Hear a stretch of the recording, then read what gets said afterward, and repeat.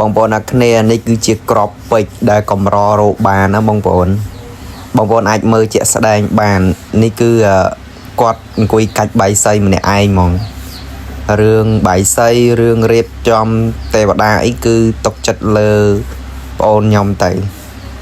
ចាទីចាវ័យក្មេងនិយាយទៅឲ្យតែរឿងចាប់ចប់បែបនេះគឺគាត់ជំនាញហើយគឺមានដងតាំងពីឥឡូវទៅតែម្ដងបងប្អូនយើងមើលគាត់កាច់ឡើងស្អាតហ្មងណាអានេះអត់តន់វះកាត់អាជើងក្រោមទេនេះបើយើងកាត់អាក្រោមទៀតมันស្អាតអានេះខ្ញុំអត់តន់ឲ្យគាត់កាត់គាត់ឡាយតែរវល់ដាក់អាមួយទៀតហើយអានេះខ្ញុំទៅតែស្គាល់អានឹងគេហៅថាបាយសីមែនទេបងប្អូនប៉ិនហ្មងណាថ្ងៃសានទេវតាពេលអញ្ចឹងទៅខ្វះមកគូអញ្ចឹងមកចាំហៅយាយអីមកទីដាក់ទៅឡើងស្អាតរបស់គាត់អានេះអត់តន់បានកាត់ទៅវារៀងស្មាញវែងចាំមើលតែពេលគាត់កាត់ទៅហើយគឺឡើងស្អាតអានឹងគេដាក់ទាំងវែងអញ្ចឹងបានទេសៃខ្ពស់អសសនចេះតែឆ្ងល់តែអីគេខ្ញុំមើលពីចងាយឃើញគាត់អង្គុយកាត់តែឯងខ្ញុំមើលពីចងាយចំខ្ជូតលេះតែថតវីដេអូទុកមួយសិនមើលទុកឲ្យកូនទីមើលអានោះគាត់ចាប់ផ្ដើមកាត់ហើយគាត់ចាប់ផ្ដើមកាត់អាក្រមហើយមានបងប្អូនយើងខ្លះគាត់ធ្វើបាយសីគាត់កាត់មិនត្រឹមមួយចង្អាមឬក៏កន្លះចង្អាមអីនិយាយទៅអានឹងតាមចំណង់ចំណូលចិត្តរបស់គាត់តែអានេះគាត់ស្រឡាញ់ខ្ពស់អញ្ចឹងគាត់កាត់ដាក់ខ្ពស់ហ្មងអានេះពេលដែលគាត់កាត់ហើយចាំមើលខ្ញុំឲ្យបងប្អូនមើលពីធៀបមើលស្អាតបងប្អូនចេះធ្វើអត់ខ្ញុំដឹងទៅមិនរួចទេដឹងធ្វើមិនបត់មិនអីមិនទេខ្ញុំដឹងតែចប់អត់ហើយឲ្យខ្ញុំធ្វើដឹងតែចប់អត់ហើយតែម៉ែថា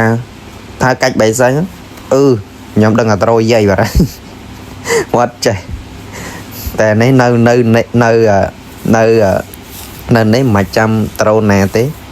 ចង់កាច់បាយសីចង់រៀបអីឲ្យតែតាក់តងសានទេវតាគឺទឹកចិត្តលើទីចោះ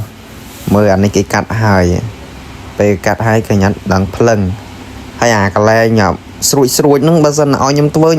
មិនចាញ់ទេខ្ញុំដឹងទៅណាទៅណីទេនេះអានេះបើសិនតែយើងកាត់ទៀតក៏បានដែរអាក្រោមនឹងប៉ុន្តែយើងស្រឡាញ់ខ្ពស់យើងដាក់ខ្ពស់តែ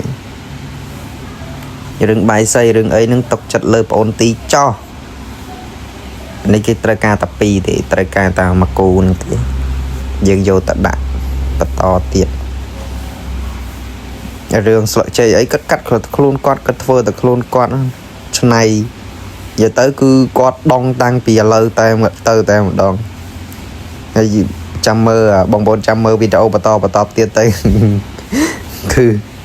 មានទាំងតង់យាមគេមានទាំងអាវយាយអាវតាអើយទៅទិញអាវយាយអាវទៅទិញអាវទៅកន្លែងអ្នកលក់ឃើញអាវយាយអាវតាទិញតែអាវតាហ្នឹងគេថាអត់មានអាវសម្រាប់ក្មេងទេមានតែអាវសម្រាប់យាយតាដល់ពេលចឹងទៅទិញអាវយាយតាមកពាក់មួយគេមើលគេអត់ដែលឃើញអានេះយើងដាក់ធៀបទាំងពីរមកឃើញអត់បងប្អូនជូតមែនតាសំខាន់អាសនេះទៅហ្នឹងអែមស្អាតប៉ុណ្្នឹងអាចដាក់បានទេបងប្អូនស្អាតឡើងខ្ជូតហ្មងគេប្រកែហ្មង